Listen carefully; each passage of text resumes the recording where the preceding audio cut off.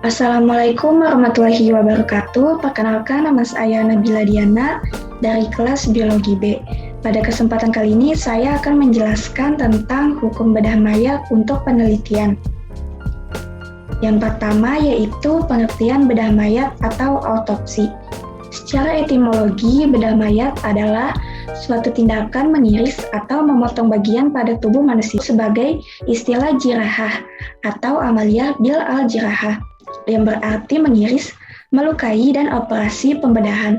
Secara terminologi, bedah mayat adalah tindakan pemeriksaan atau penyelidikan tubuh mayat yang juga termasuk alat organ-organ tubuh, serta susunan bagian dalam. Bedah mayat atau autopsi dilakukan pertama kali pada abad ketiga sebelum Masehi oleh Erasistratus dan Herophilus, seorang pakar ahli autopsi Yunani. Pada tahun 150 sebelum Masehi, Raja Roma mencetuskan tentang batasan dalam melakukan pembedahan mayat dengan beragam kepentingan.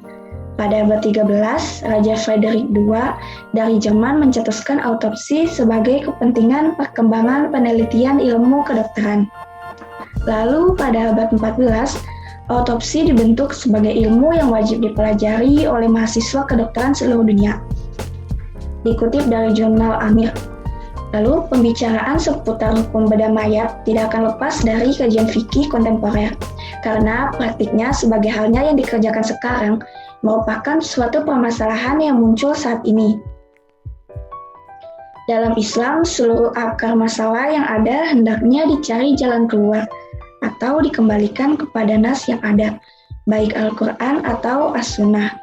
Namun, jika belum ditemukan jawabannya, maka ulama bisa berusaha dengan kemampuan serta pengetahuan yang dimilikinya untuk melakukan ijtihad dengan syarat tetap memperhatikan tata aturan maupun kaidah yang telah ditentukan. Pembedahan dalam istilah anatomi merupakan ilmu yang mengetahui suatu hakikat, kadar, bentuk, jenis, kedudukan, serta kemanfaatan anggota tubuh manusia. Biasanya autopsi dilakukan untuk kepentingan manusia dan dilakukan dengan tidak memperhatikan kepentingan rakyat. Contohnya untuk penelitian, para peneliti mengambil organ tubuh mayat. Hasil penelitiannya bertujuan mengembangkan ilmu kedokteran yang bermanfaat bagi manusia ke depannya. Dalam kasus penegakan hukum, untuk mengungkap kematian korban ataupun pelaku, penegak hukum terlebih dahulu membuat surat permohonan kepada dokter forensik untuk menjalankan autopsi. Hasil autopsi dari dokter forensik ini yang akan dijadikan sebagai alat bukti di pengadilan. Tetapi hal ini tentu saja menimbulkan kontroversi mengenai hukum boleh atau tidaknya melakukan autopsi terhadap mayat sebab dianggap bertentangan dengan hukum adat istiadat, hukum Islam, dan moral nilai kemanusiaan. Meskipun bedah mayat memiliki peran yang penting pada dunia medis, namun nyatanya di lingkungan masyarakat masih banyak khususnya pihak keluarga yang enggan menerima pelaksanaan bedah mayat pada tubuh korban.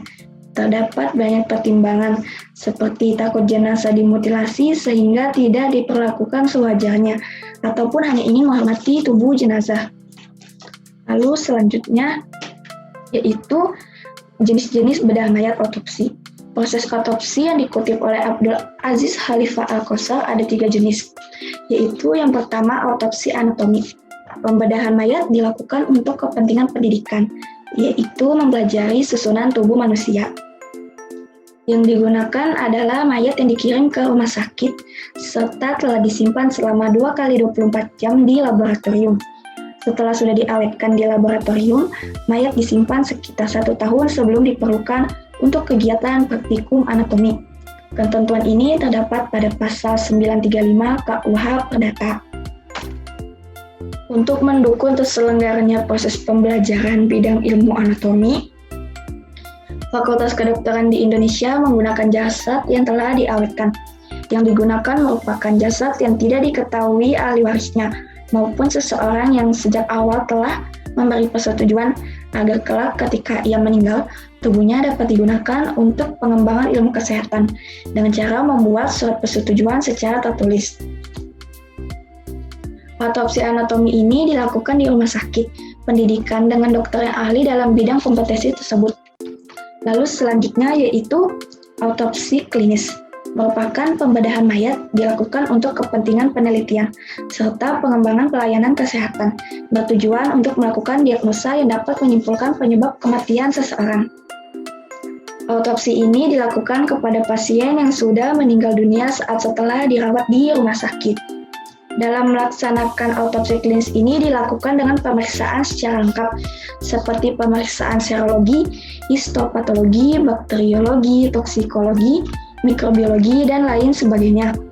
Autopsi klinis sangat bermanfaat dalam penemuan jenis-jenis penyakit, serta solusi terapi yang dilakukan berkat yang telah dilakukan di berbagai rumah sakit.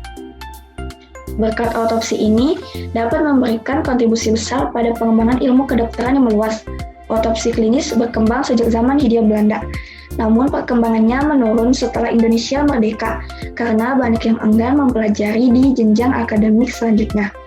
Demi kemajuan ilmu kedokteran di Indonesia, aktivitas autopsi klinis mulai digalakkan kembali. Untuk mendukung kegiatan tersebut, pemerintah mengeluarkan Peraturan Pemerintah Nomor 81 Tahun 1981 tentang bedah mayat klinis dan bedah mayat anatomis, serta transplantasi ayat atau jaringan tubuh manusia. Autopsi klinis baru bisa dijalankan apabila mendapat izin dari ahli waris korban. Namun, autopsi dapat dilakukan begitu saja sekiranya pasien menderita penyakit menular yang dapat membahayakan khalayak ramai. Lalu selanjutnya itu dikenal sebagai bedah mayat kehakiman yang hanya bisa dilakukan apabila ada suatu perintah dari pihak penyidik yang menangani perkara pidana yang berhubungan atas kematiannya seseorang. Umumnya dilakukan kepada korban yang meninggal secara tidak wajar, seperti korban bunuh diri, pembunuhan, keracunan, dan kecelakaan. Autopsi ini dilaksanakan sebagai kepentingan penegakan hukum untuk pembuktian di pengadilan.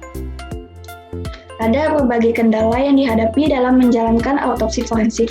Misalnya, ahli waris tidak setuju, dianggap bertentangan dengan ajaran agama, dan masih banyak alasan lainnya. Walaupun pelayanan autopsi tidak mudah dan penuh tantangan, namun menyadari pemeriksaan ini penting untuk menyelesaikan perkara yang berkaitan dengan pelanggaran hukum pidana yang memerlukan bantuan dokter dan terdapat ketentuan hukum yang mengatur kewajiban dokter untuk melaksanakannya. Maka setiap dokter akan melakukan pemeriksaan ini bila telah terpenuhi syarat yang diperlukan. Karena alasan ini pula, setiap dokter dibekali ilmu dan keterampilan dalam pemeriksaan autopsi, bahkan untuk pemeriksaan mayat yang digali dari kuburan. Dalam hal melakukan autopsi klinis maupun autopsi forensik, perlu ketelitian yang harus diusahakan secara maksimal. Jika ada kelainan walaupun kecil tetap harus dicatat. Autopsi harus dilakukan sedini mungkin. Karena jika mengulur waktu, maka dalam tubuh mayat tersebut dapat terjadi perubahan yang mungkin bisa menimbulkan kesulitan dalam mengungkapkan kelainan yang ditemukan.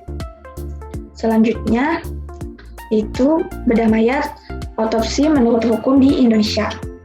Pelaksanaan bedah mayat forensik berlandaskan hukum Indonesia diperbolehkan dalam sebuah kasus menurut aspek hukum formil, keterangan dari para ahli sebagai alat bukti yang dapat memperjelas suatu fakta kasus pidana. Berdasarkan pasal 184 ayat 1 Undang-Undang Nomor 8 Tahun 1981 mengenai Kitab Undang-Undang Hukum Acara Pidana KUHAP, ditentukan yang dimaksud alat bukti yaitu keterangan ahli, keterangan saksi, petunjuk, surat, dan keterangan terdakwa. Lalu selanjutnya dalam ilmu hukum akan sulit mengungkapkan sebuah kasus kejahatan jika tanpa bantuan ilmu kedokteran kehakiman. Ilmu autopsi forensik inilah yang menjadi salah satu ilmu kedokteran kehakiman yang sangat penting untuk mengetahui penyebab serta bagaimana seseorang meninggal dunia secara tidak wajar. Hal-hal yang berhasil dijumpai oleh para ahli ini berfungsi sebagai alat bukti di pengadilan yang melalui keterangan dokter forensik sebagai saksi ahli pengadilan. Peraturan Pemerintah Nomor 18 Tahun 1981 Pasal 5 menjelaskan bahwa untuk membedah mayat, secara anatomis dibutuhkan mayat yang didapatkan dari rumah sakit dengan tetap memperhatikan syarat-syarat sesuai dengan Pasal 2 huruf A dan C. Pasal 7 menjelaskan bahwa bedah mayat secara anatomis dilakukan oleh mahasiswa kedokteran dan sarjana kedokteran di bawah pimpinan serta tanggung jawab langsung seorang ahli. bedah mayat forensik ini juga diatur pada pasal 133 KUHP yang menjadi acuan bagi penyidik untuk mendapatkan keterangan ahli dari tim dokter, menuntaskan suatu perkara pidana yang berkaitan dengan tubuh korban, seperti peristiwa kecelakaan lalu lintas, pembunuhan, maupun penganiayaan. Kemudian membuat permintaan surat keterangan tim ahli harus secara tertulis. Mayat dibawa ke rumah sakit serta diperlakukan dengan terhormat, lalu diberi label berisi identitasnya. Dari pembedahan yang dilakukan, dokter bidang kedokteran kehakiman dapat menyampaikan kesaksian terhadap penyebab luka yang dialami korban, alasan serta bagaimana cara seseorang tersebut meninggal dunia. Selanjutnya, saksi ahli bisa memperkirakan kapan korban meninggal dunia. Saksi ahli menyampaikan keterangannya dalam bentuk laporan yang berguna untuk alat bukti surat di muka pengadilan agar mencari kebenaran terhadap suatu perkara. Saksi ahli merupakan orang yang memberikan kesaksian yang berkompeten khusus mengenai sesuatu yang dibutuhkan agar proses kasus pidana dapat cepat terselesaikan. Melaksanakan pembedahan mayat untuk kepentingan penegakan hukum diatur juga pada pasal 122 Undang-Undang Nomor 36 Tahun 2009 tentang Kesehatan. Dalam pasal ini diperbolehkan melakukan tindakan autopsi sesuai syarat-syarat tertentu, seperti tindakan dikerjakan oleh dokter yang kemudian harus sesuai dengan norma agama, kesusilaan, serta kode etik kedokteran Indonesia. Autopsi tidak diperbolehkan jika dilakukan oleh pihak yang tidak berwenang, karena bisa merusak keutuhan tubuh serta kehormatan mayat. Selanjutnya yaitu bedah mayat untuk penelitian menurut hukum Islam. Apabila manusia melakukan tindakan merusak, tidak menghormati, tidak melakukan sebagaimana layaknya, maka Islam tidak memperbolehkan hal tersebut. Menurut syarawi secara umum, autopsi dilarang dalam Islam. Hal ini berdasarkan kepada hadis Nabi Muhammad SAW yang bersabda, yang memiliki arti sesungguhnya menjadi mayat sama saja dengan mematakan sewaktu masih hidup. Dikutip dalam hadis riwayat Malik, Ibnu Majah, dan Abu Daud. Tujuan hukum Islam merupakan daul mufah sidi wajalbul masoli, menolak yang mudarat dan mendatangkan manfaat atau kemaslahatan bagi umat manusia. Perkembangan ilmu di dalam bidang sains dan teknologi dan ilmu kedokteran harus sesuai tujuan hukum Islam. Di dalam Islam, manusia memiliki kewajiban untuk memuliakan manusia sebagai khalifah di muka bumi. Walaupun setelah meninggal dunia, manusia tetap akan dimuliakan. Allah Subhanahu wa Ta'ala berfirman dalam surat Al-Isra ayat 70, yang memiliki arti, dan sesungguhnya telah kami memuliakan anak cucu Adam, dan kami angkut mereka di darat dan di laut, dan kami beri mereka rezeki dari yang baik-baik, dan kami lebihkan mereka di atas banyak makhluk yang kami ciptakan dengan kelebihan yang sempurna. Lalu selanjutnya, larangan mayat non-muslim hukumnya boleh. Ada juga pendapat bahwa jika untuk keperluan penegak hukum menegakkan keadilan, maka autopsi ini boleh dilakukan. Al-Mutawali Asy-Syarawi berpendapat bahwa hukum bedah mayat tidak dilarang apabila tujuannya untuk menemukan sesuatu yang janggal atau ingin membuktikan suatu kasus tertentu. Dalam kaidah fikih disebutkan bahwa sesuatu yang dilarang hukum Islam dapat dibenarkan jika sekiranya terdapat suatu keadaan darurat. Kaidah fikih yang bisa dijadikan dasar untuk melakukan autopsi seperti dalam surat Al-Shinqiti yang memiliki arti keadaan yang darurat atau genting membolehkan hal-hal yang dilarang. Apabila terdapat dua kerusakan atau bahaya yang saling bertentangan, maka kerusakan atau bahaya yang lebih besar dihindari dengan jalan melakukan perbuatan yang risiko bahayanya lebih kecil. Kemudaratan yang lebih berat dihilangkan dengan mengajarkan kemudaratan yang lebih ringan. Dengan begitu, pembedahan mayat autopsi bisa dilaksanakan demi kepentingan darurat sesuai dengan tingkat kadar kebutuhan. Sebagian ulama kontemporer seperti Syekh Said Ramadan Abuti, Syekh Hasanain Mahluf, dan beberapa lembaga fatwa umat Islam seperti Hay'ah Kibar Ulama Arab Saudi, Fatwa Majma' Fiqih Islami, Organization of the Islamic Conference, dan Fatwa Lajnah Daimah Arab Saudi memperbolehkan tindakan pembedahan mayat dengan tujuan menciptakan kemaslahatan di bidang keadilan, keamanan, dan kesehatan. Sekian yang bisa saya sampaikan, kurang lebihnya mohon maaf. Wassalamualaikum warahmatullahi wabarakatuh.